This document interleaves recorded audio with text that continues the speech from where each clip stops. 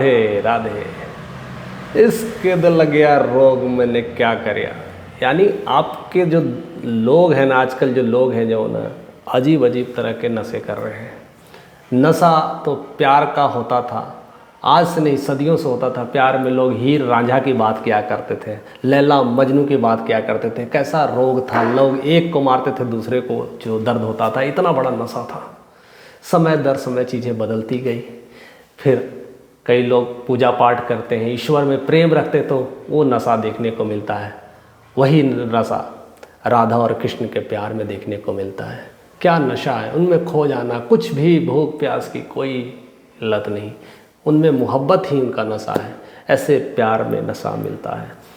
धीरे धीरे समय और चीज़ें बदलते गई, धर्म अधर्म की बातें होती गई। लोग नशा, लोग कोई मदिरा का करने लगे, कई लोग दारू खैनी चरस गांजा चीज़ें, नशा का तो खैर व्यापार ही होने लगा। आजकल तो नशा के लिए तो टैबलेट्स भी इस्तेमाल कर रहे हैं। जो आप खांसी के लिए दवा इस्तेमाल करते हैं, लोग पी पी के नशा इस्तेमाल कर रहे हैं। अब तो खैर कॉलेज में तो लोग तो पढ़ने कम नशा करने ज़्यादा जाते हैं। और ये मैं ऐसे नहीं कह रहा हूँ कि कॉलेज में पढ़ाई नहीं होती है, मैंने खुद कॉलेज में ये सब सारे चीज़ें देखे हैं, किए हैं। आजकल तो नशे का अड्डा सा बन गया है।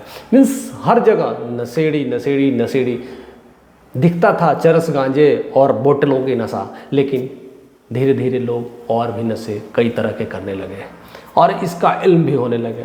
पढ़ाई की भी एक अपनी नशा है, पढ़ाई की भी लोग लगती है और पढ़ाई में भी पागल से हो जाते हैं। कैसे कैसे नशा से लोग गुजर रहे हैं। कभी कभी तो लोगों को पता ही नहीं होता है कि वो नशा में भी है। ऐसा जीवन होते गया है। और जिस तरह से जो टेक्नोलॉजी बूम कर रही है, नई नई चीज़ें डेवलप हो रही है और समस्याएं जैसे जैसे बढ़ रही है, उस तरह से टेक्नोलॉजी का भी आविष्कार होते जा रहा है। और टेक्नोलॉजी के माध्यम से लोग उस नशा में पड़ गए। यानी अपनी इंद्रियों का नशा, उसे पाने की नशा, उसे चाहत की नशा, और सबसे बड़ा नशा तो है ही आपके सामने, वो है पैसों की नशा। पैसे की नशा ने आदमी को दूर कर दिया है, अपनों को दूर कर दिया है, बड़ों छोटों को अंतर में ला दिया है। किसी को लोग छोटे से पैसों के लिए मार देते हैं, नुकसान पहुंचा देते हैं, गालियां, तमाम चीज़ें हो रही है सिर्फ पैसों की वजह से। बड़ा छोटा कब बन जाता है, छोटा बड़ा कब हो जाता है, ऐसी नशा है।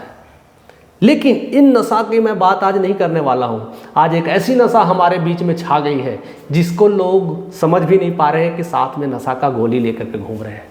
पहले तो होता था, किसी को नींद नहीं आती थी, किसी को कोई और प्रॉब्लम्स होती थी तो टैबलेट्स मिलता था, नशा का लेके रखते थे कि सो जाना है नशा, तब जा कर के मेरी समस्याएं दूर होगी। आजकल तो नशा का दवा लेके घूमते हैं। क्या आपने सोचा है ऐसी कौन सी दवाएं हैं जो आप हर दिन लेके घूम रहे हैं?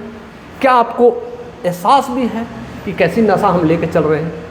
मैं भी तो सोच रहा था किसी कौन सी बोतल, ऐसे कौन सी गिलास, ऐसे कौन सी टैबलेट्स में लेके चल रहा हूँ।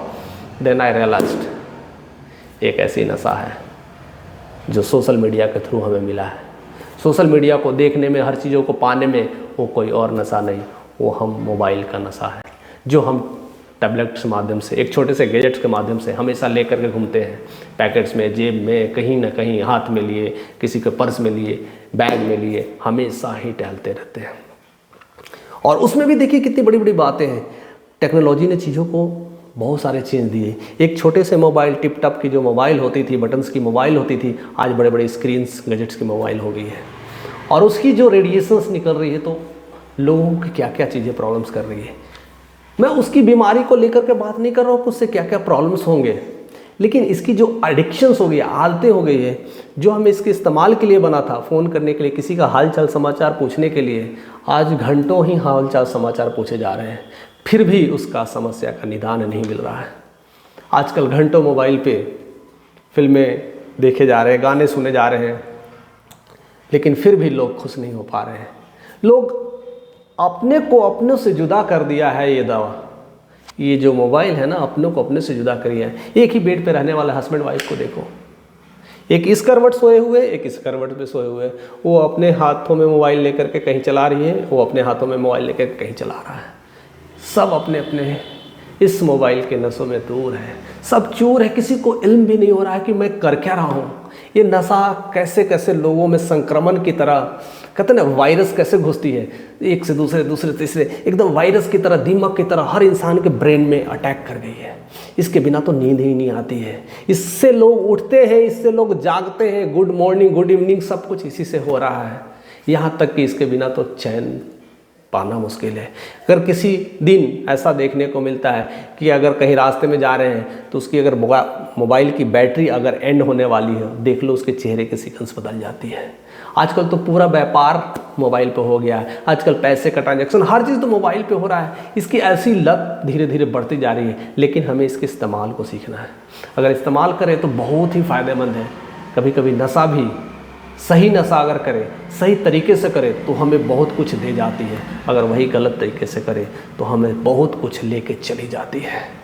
तो आपको उससे लेना है कि गंवाना है, ये आप पे डिपेंड करता है कि हम इससे कई कई बीमारियों का शिकार हो जाए, स्ट्रेस हो जाए। और सबसे बड़ा जो समस्याएं हैं आँखों को लेकर के, आँखों की रोशनी ऐसे तेज़ी से गति से बढ़ रही है।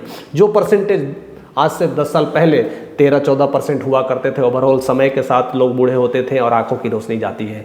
लेकिन आज समस्या इतनी बढ़ गई है कि मोबाइल्स की जो लाइट स्क्रीन्स जो डायरेक्ट पड़ रही है, वो आप लगातार मोबाइल को ऐसे देखते रहते हैं, उसकी रोशनी से, उसके इफ़ेक्ट से आज जो परसेंटेज है 22% हो गई है।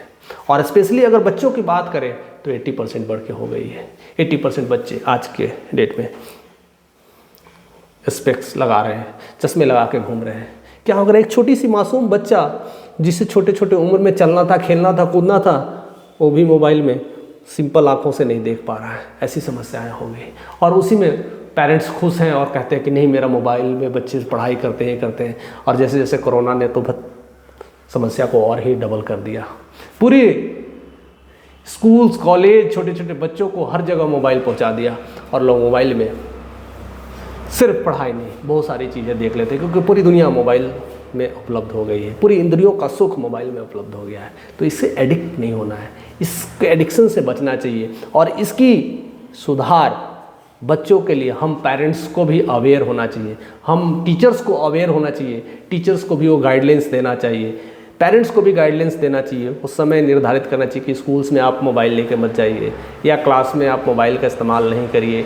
सब चीज़ों के लिए रिस्ट्रिक्शंस होना चाहिए। कोचिंग संस्थान में आप गए हैं तो उसे 1 घंटे के ड्यूरेशन में मोबाइल स्विच ऑफ कर दीजिए। ये सब सारे नियम और प्रावधान होने चाहिए जिससे हम इसका सही से लाभ उठा सकें और इस बड़े से एडिक्शन से हमें छुटकारा मिल सके और आपस में जो प्रेम जो हम किसी वजह से खोए जा रहे हैं, अपनों का, भाइयों का, बहन का, हर रिश्ते का, दोस्त यार को जो एक जगह जो मंडली लगा करती थी, एक जगह मिलते थे, साथ में बैठ के खाते थे, वो प्यार जो बातों में और खिलखिलाने में मिलता था वो हमें फिर से सौगात के रूप में मिल सके। तो ऐसे नशा से बचे, ऐसे एडिक्शन से बचे और अपने आप को सुरक्षित बनाएं, स्ट्रेस फ्री लाइफ जिए और हैप्पी रहें। हमारे साथ ऐसे ही बने रहिए। हमारे साथ ऐसे ही प्यार देने के लिए आपका तहे दिल से शुक्रिया। Thank you for watching this video.